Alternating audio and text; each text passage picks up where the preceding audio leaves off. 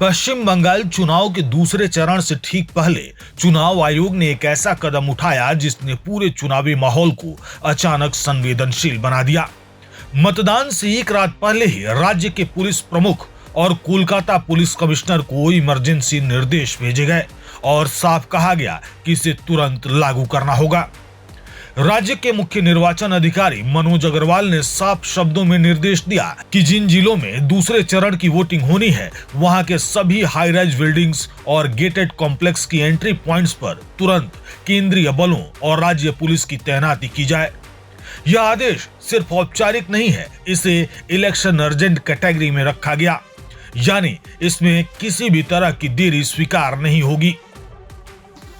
सूत्रों के मुताबिक हर बड़े आवासीय परिसर के गेट पर अब सीआरपीएफ और पुलिस बल की मौजूदगी अनिवार्य होगी।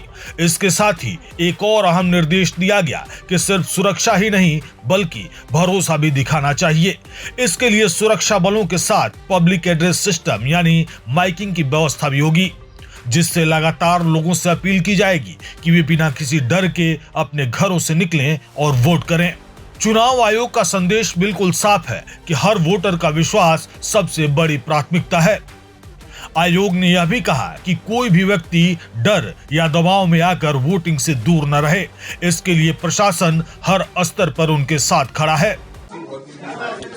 We have made all the preparations for a violence-free election. Everything is in place.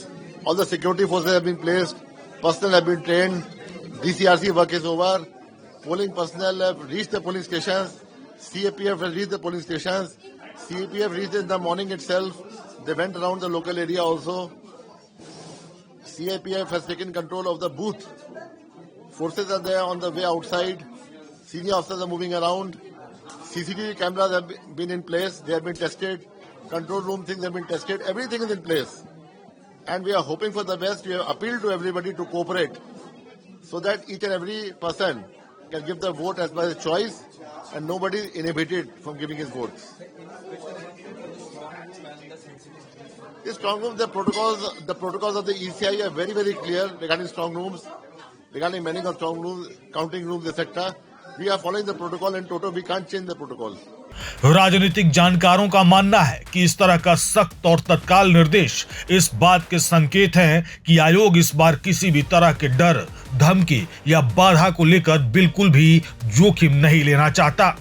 खासकर शहरी इलाकों में जहां हाई राइज और गेटेड सोसाइटीज में वोटिंग पैटर्न काफी अहम होता है, वहां सुरक्षा की अतिरिक्त परत चुनाव के नतीजों पर भी असर डाल सकती है। अब देखना यह है कि इमरजेंसी सिक्योरिटी प्लान का जमीन पर कितना असर दिखता है और क्या सच में वोटर बिना डर के अपने मताधिकार का इस्तेमाल कर पाते हैं।